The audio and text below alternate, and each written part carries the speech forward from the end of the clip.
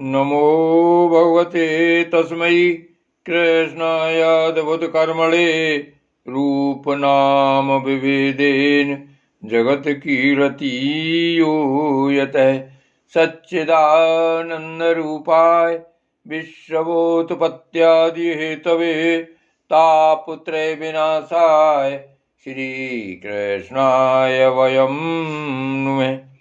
श्रीमद्भागवत महापुराण चतुर्थ स्कंद 8वां अध्याय ध्रुव का वनगमन। श्री मैत्री जी कहते हैं, शत्रुसूदन, विदुर जी, सनकादि, नारद, रेमु, हंस, अरुणि और यति ब्रह्मा जी के इन नैष्ठिक ब्रह्मचारी पुत्रों ने गृहस्थ आश्रम में प्रवेश नहीं किया, अतः उनके कोई संतान नहीं हुई। अधर्म भी ब्रह्मा जी का ही पुत्र था। उसकी पत्नी का नाम था मृषा। उसके दम्भ नामक पुत्र और माया नाम की कन्या हुई। उन दोनों को निरर्थी ले गया, क्योंकि उसके कोई संतान न थी। दम्भ और माया से लोभ और निरर्थी सठता का जन्म हुआ। उनसे क्रोध और हिंसा तथा उनसे कलह और उसकी बहन दुरुक्ति गाली उत्पन्न हुई। साधु श्रोमणे, फिर दुरक्ति से कलि ने भय और मृत्यु को उत्पन्न किया तथा उन दोनों के संयोग से यातना और नरक का जोड़ा उत्पन्न हुआ। निष्पाप विदुर जी, इस प्रकार मैंने संक्षेप से तुम्हें प्रलय का कारण रूप यह अधर्म का वंश सुनाया। यह अधर्म का त्याग कराकर पूर्ण संपादन में हेतु बनता है। अतएव इसका वर्णन 3 बार सुनकर मनुष्य अपने मन की मलिनता दूर कर देता है। कुरुनंदन, अब मैं श्री हरि के अंश ब्रह्मा जी के अंश से उत्पन्न हुए पवित्र कीर्ति महाराज स्वयं भुव मनु के पुत्रों के वंश का वर्णन करता हूँ। महारानी शतरूपा और उनके पति स्वयं भुव मनु से प्रियव्रत और उत्तानपाद, ये 2 पुत्र हुए। भगवान वासुदेव की कला से उत्पन्न होने के कारण ये दोनों संसार की रक्षा में तत्पर रहते थे। उत्तानपाद के सुनीति और सुरुचि नाम की 2 पत्नियां थीं। उनमें सुरुचि राजा को अधिक प्रिय थी। सुनीति, जिसका पुत्र ध्रुव था, उन्हें वैसी प्रिय नहीं थी। एक दिन राजा उत्तानपाद सुरुचि के पुत्र उत्तम को गोद में बिठाकर प्यार कर रहे थे। उसी समय ध्रुव ने भी गोद में बैठना चाहा, परंतु राजा ने उसका स्वागत नहीं किया। उस समय घमंड से भरी हुई सुरुचि ने अपनी सौत के पुत्र ध्रुव को महाराज की गोद में आने का यत्न करते देख उनके सामने ही उससे डाह भरे शब्दों में कहा, बच्चे, तू राज सिंहासन पर बैठने का अधिकारी नहीं है। तू भी राजा का ही बेटा है। इससे क्या हुआ? तुझको मैंने तो अपनी कोख में नहीं धारण किया। तू अभी नादान है। तुझे पता नहीं है कि तूने किसी दूसरी स्त्री के गर्भ से जन्म लिया है, तभी तो ऐसे दुर्लभ विषय की इच्छा कर रहा है। यदि तुझे राज सिंहासन की इच्छा है तो तपस्या करके परम पुरुष श्री नारायण की आराधना कर और उनकी कृपा से मेरे गर्भ में आकर जन्म ले। श्री मैत्री जी कहते हैं, विदुर जी, जिस प्रकार डंडे की चोट खाकर सांप फुफकार मारने लगता है, उसी प्रकार अपनी सौतेली माँ के कठोर वचनों से घायल होकर ध्रुव क्रोध के मारे लंबी लंबी सांसें लेने लगा। उसके पिता चुपचाप यह सब देखते रहे, मुंह से एक शब्द भी नहीं बोले। तब पिता को छोड़कर ध्रुव रोता हुआ अपनी माता के पास आया। उसके दोनों होठ फड़क रहे थे और वह सिसक सिसक कर रो रहा था। सुनीति ने बेटे को गोद में उठा लिया और जब महल के दूसरे लोगों से अपनी सौत सुरुचि की कही हुई बातें सुनी, तब उसे भी बड़ा दुख हुआ। उसका धीरज टूट गया। वह दावानल से जली हुई बेल के समान शोक से संतप्त होकर मुरझा गई तथा विलाप करने लगी। सौत की बातें याद आने से उसके कमल सरी के नेत्रों में आंसू भर आए। उस बेचारी को अपने दुख पारावार का कहीं अंत ही नहीं दिखाई देता था। उसने गहरी सांस लेकर ध्रुव से कहा, बेटा, तू दूसरों के लिए किसी प्रकार के अमंगल की कामना मत कर। जो मनुष्य दूसरों को दुख देता है उसे स्वयं ही उसका फल भोगना पड़ता है। सुरुचि ने जो कुछ कहा है ठीक ही है, क्योंकि महाराज को मुझे पत्नी तो क्या दासी स्वीकार करने में भी लज्जा आती है। तूने मुझ मंदभागिनी के गर्भ से ही जन्म लिया है और मेरे ही दूध से तू पला है। बेटा, सुरुचि ने तेरी सौतेली माँ होने पर भी बात बिल्कुल ठीक कही है। अतः यदि राजकुमार उत्तम के समान राज सिंहासन पर बैठना चाहता है तो द्वेष भाव छोड़कर उसी का पालन कर। बस श्री अदोक्षज भगवान के चरण कमलों की आराधना में लग जा। संसार का पालन करने के लिए सद्गुण को अंगीकार करने वाले उन श्री हरि के चरणों की आराधना करने से ही तेरे परदादा श्री ब्रह्मा जी को वह सर्वश्रेष्ठ पद प्राप्त हुआ है, जो मन और प्राणों को जीतने वाले मुनियों के द्वारा भी वंदनीय है। इसी प्रकार तेरे दादा स्वयं मनु ने भी बड़ी बड़ी दक्षिणाओं वाले यज्ञों के द्वारा अनन्य भाव से उन्हीं भगवान की आराधना की थी। तभी उन्हें दूसरों के लिए अति दुर्लभ लौकिक अलौकिक तथा मोक्ष सुख की प्राप्ति हुई। बेटा, तू भी उन भक्त वत्सल श्री भगवान का ही आश्रय ले। जन्म मृत्यु के चक्र से छूटने की इच्छा करने वाले मुमुक्ष लोग निरंतर उन्हीं के चरण कमलों के मार्ग की खोज किया करते हैं। तू स्वधर्म पालन से पवित्र हुए अपने चित्त में श्री पुरुषोत्तम भगवान को बैठा ले तथा अन्य सबका चिंतन छोड़कर केवल उन्हीं का भजन कर। बेटा, उन कमलदल लोचन श्री हरि को छोड़कर मुझे तो तेरे दुख को दूर करने वाला और कोई दिखाई नहीं देता। देख, जिन्हें प्रसन्न करने के लिए ब्रह्मा आदि अन्य सब देवता ढूंढते रहते हैं, वे श्री लक्ष्मी जी भी दीपक की भांति हाथ में कमल लिए निरंतर उन्हीं श्री हरि की खोज किया करती हैं। श्री मैत्री जी कहते हैं, माता सुनीति ने जो वचन कहे वे अभीष्ट वस्तु की प्राप्ति का मार्ग दिखलाने वाले थे। अतः उन्हें सुनकर ध्रुव ने बुद्धि द्वारा अपने चित्त का समाधान किया। इसके बाद वे पिता के नगर से निकल पड़े।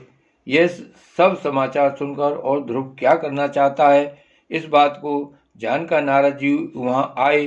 उन्होंने ध्रुव के मस्तक पर अपना पाप नाशक कर कमल फेरते हुए मन ही मन विस्मित होकर कहा, अहो, क्षत्रियों का कैसा अद्भुत तेज है। वे थोड़ा सा भी मान भंग नहीं सह सकते। देखो, अभी तो यह नन्हा सा बच्चा है, तो भी इसके हृदय में सौतेली माता के कटु वचन घर कर गए हैं। तत्पश्चात नारद जी ने ध्रुव से कहा, बेटा, अभी तू तो बच्चा है, खेल कूद में ही मस्त रहता है। हम नहीं समझते कि इस उम्र में किसी बात से तेरा सम्मान या अपमान हो सकता है। यदि तुझे मानापमान का विचार ही हो तो बेटा, असल में मनुष्य के असंतोष का कारण मोह के सिवा और कुछ नहीं है। संसार में मनुष्य अपने कर्मानुसार ही मान अपमान या सुख दुख आदि को प्राप्त होता है। तात भगवान की गति बड़ी विचित्र है, इसलिए उस पर विचार करके बुद्धिमान पुरुष को चाहिए कि दैववश उसे जैसी भी परिस्थिति का सामना करना पड़े उसी में संतुष्ट रहे। अब माता के उपदेश से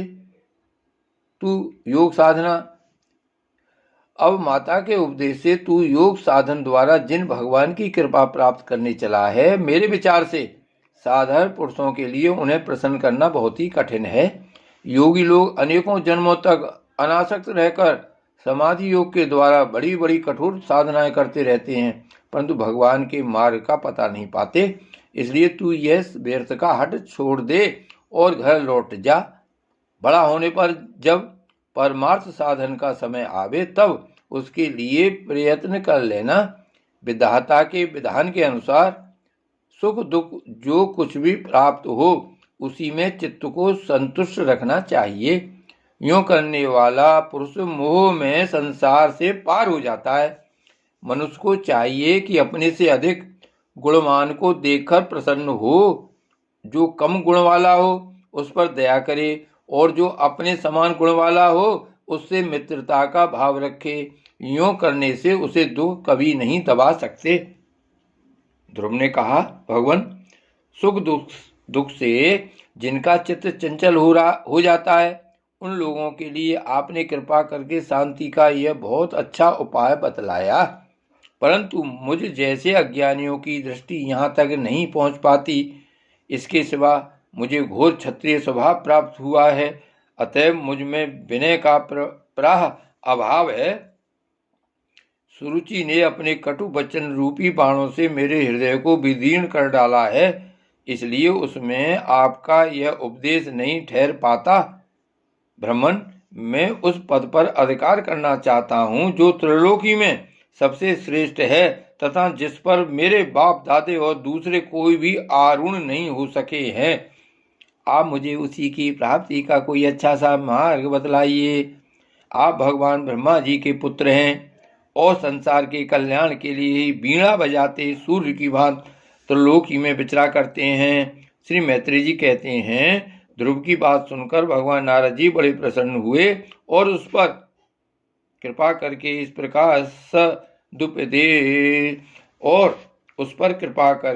प्रकार सदुपदेश देने लगे। श्री नारद जी ने कहा, बेटा, तेरी माता सुनीति ने तुझे जो बात बताया है।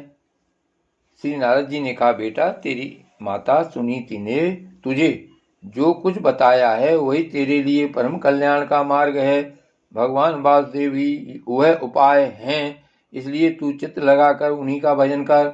जिस पुरुष को अपने लिए धर्म, अर्थ, काम और मोक्ष रूप पुरुषार्थ की अभिलाषा हो, उसके लिए उनकी प्राप्ति का उपाय एकमात्र श्री हरि के चरणों का सेवन ही है। बेटा, तेरा कल्याण होगा। अब तू श्री यमुना जी के तटवर्ती परम पवित्र मधुवन को जा। वहाँ श्री हरि का नित्य निवास है। वहाँ श्री कालिंदी के निर्मल जल में तीनों समय स्नान करके नित्य कर्म से निवृत्त हो यथाविध आसन बिछाकर स्थिर भाव से बैठना। फिर रेचक, पूरक और कुम्भक 3 प्रकार के प्राणायाम से धीरे धीरे प्राण, मन और इंद्रियों के दोषों को दूर कर धैर्य युक्त मन से परम गुरु श्री भगवान का इस प्रकार ध्यान करना। भगवान के नेत्र और मुख निरंतर प्रसन्न रहते हैं। उन्हें देखने से ऐसा मालूम होता है कि वे प्रसन्नता पूर्वक भक्त को वर देने के लिए उद्यत हैं। उनकी नासिका, भौहें और कपोल बड़े ही सुहावने हैं। वे सभी देवताओं में परम सुंदर हैं। उनकी तरुण अवस्था है। सभी अंग बड़े सुडौल हैं। लाल लाल होठ और रत्नारे नेत्र हैं। वे प्रणत जनों को आश्रय देने वाले अपार सुखदायक शरणागत वत्सल और दया के समुद्र हैं। उनके वक्ष स्थल में श्री वत्स का चिन्ह है। उनका शरीर सजल जलधर के समान श्याम वर्ण है।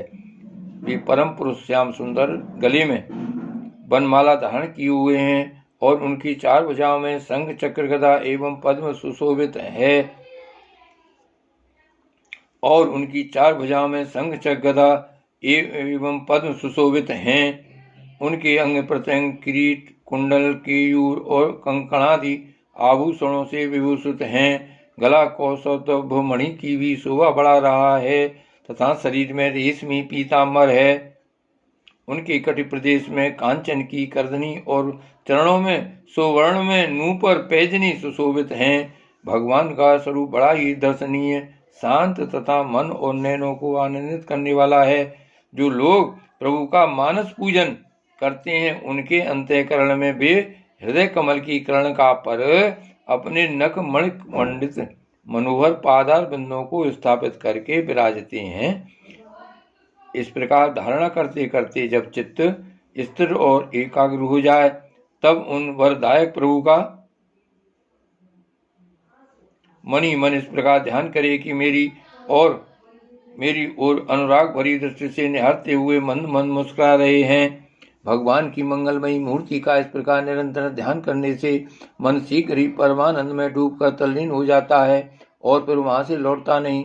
राजकुमार, इस ध्यान के साथ जिस परम गुरु मंत्र का जप करना चाहिए वह भी बतलाता हूँ, सुन। इसका 7 रात जप करने से मनुष्य आकाश में विचरने वाले सिद्धों का दर्शन कर सकता है। वह मंत्र है, ओम नमो भगवते वासुदेवाय। किस देश और किस काल में कौन वस्तु उपयोगी है, इसका विचार करके बुद्धिमान पुरुष को इस मंत्र के द्वारा तरह तरह की सामग्रियों से भगवान की द्रव्यमयी पूजा करनी चाहिए। प्रभु का पूजन विशुद्ध जल, पुष्पमाला, जंगली मूल और फलादि, पूजा में वेद, दुर्वा आदि, अंकुर, वन में ही प्राप्त होने वाले बलकल वस्त्र और उनकी प्रेयसी तुलसी से करना चाहिए। यदि शिला आदि की मूर्ति मिल सके तो उसमें नहीं तो पृथ्वी या जल आदि में ही भगवान की पूजा करे। सर्वदा संयत चित्त, मननशील, शांत और मौन रहे तथा जंगली फल फूल मूल आदि का परिमित आहार करे। इसके सिवा पूर्ण कीर्ति श्रीहरि अपनी अनिर्वचनीय माया के द्वारा अपनी ही इच्छा से अवतार लेकर जो मनोहर चरित करने वाले हैं उनका मन ही मन चिंतन करता रहे। प्रभु की पूजा के लिए जिन जिन उपचारों का विधान किया गया है उन्हें मंत्र मूर्ति श्रीहरि को द्वादशाक्षर मंत्र के द्वारा ही अर्पण करे।